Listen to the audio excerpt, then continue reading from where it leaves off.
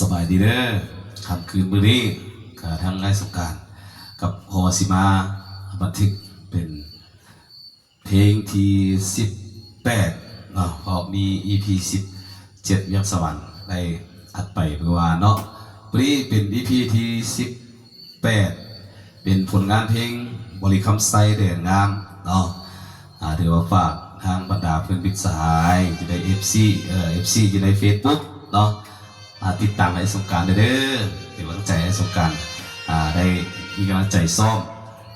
มทุกมือตั้งแต่นี้ต่อไปให้มันสีมือพัฒนาเป็นมือคีย์บอร์ดมืออาชีพเนาะตามความหวังจัดการมือคีย์บอร์ดเนาะจวดก็เป็นฝากไปทั้งพี่น้องทั้งบริษัทไซเด่นงามแล้วกันเนาะบอร์ดนี้ขับไซเด่นงามเจียวสมทิวทัศน์ธรรมศาสตร์ถือว่าข่าวสาวงามพี่น้องทำบริษัทไซเริ่มจัดไปคืนบริ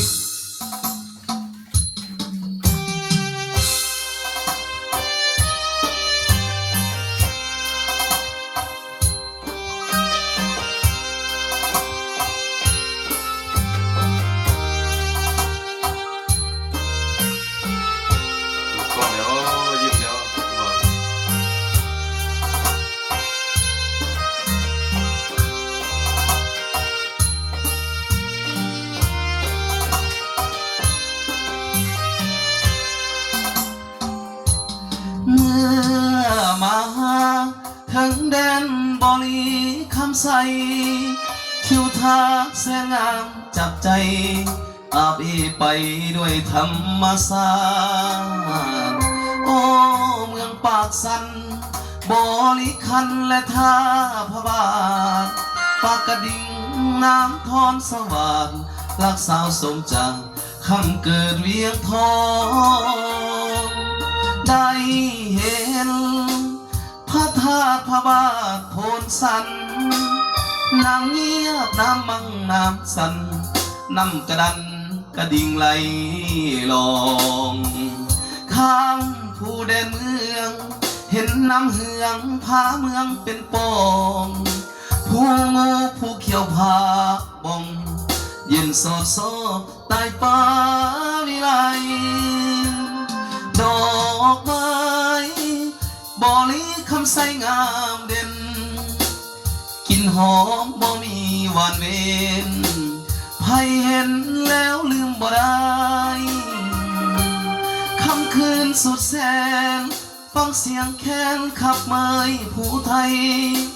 ฝนปืนด้วยใบหน้าใหม่ก้าวเดินไปตามภาคนำพา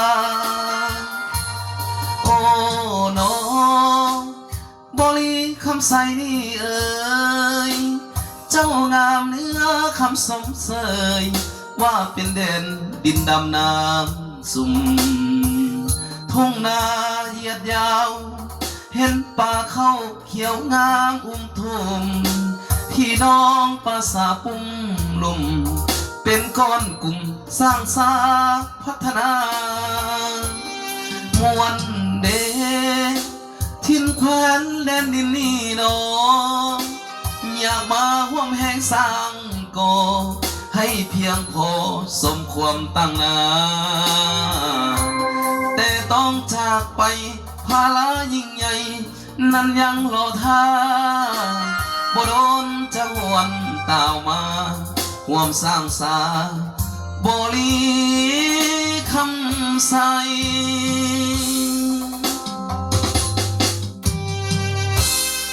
ยิ้มได้พี่คีย์บอร์ด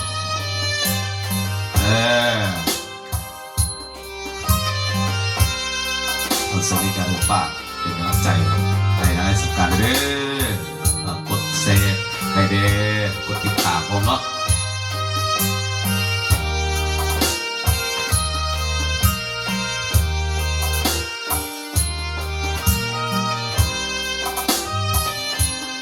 ดอกไม้บริคำใสงามเด่นกลิ่นหอมบ่มีหวานเว้น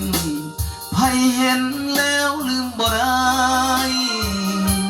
ค่ำคืนสุดแสน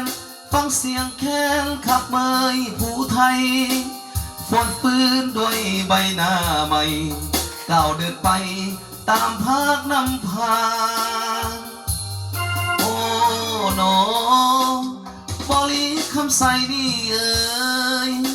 เจ้างามเนื้อคำสมเสยว่าเป็นเด่นดินดำน้ำสุ่ม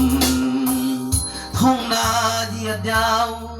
เห็นป่าเขาเขียวงามทุ่มพี่น้องประสาปุ่มลุมเป็นก้อนกลุ่มสร้างสาพัฒนามวลเดทินแควนแดนดินนี่โนอยากมาห่วมแห่งสร้างก่อให้เพียงพอสมความตั้งนาแต่ต้องจากไปภาระยิ่งใหญ่นั้นยังโลธาก็โดนจะหวนต่าวมาห่วมสร้างสาบริคำใส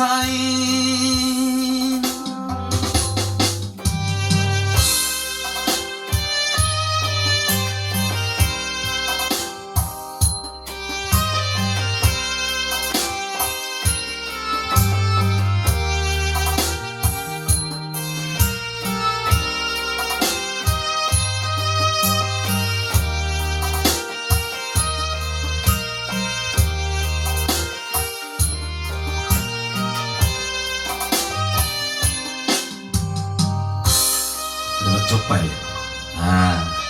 เกิดดีลาอีกเนื้อเนาะคิดว่าเราตั้งใจโปรยิ้มโปรแย้มโอ้ยเนาะก่อน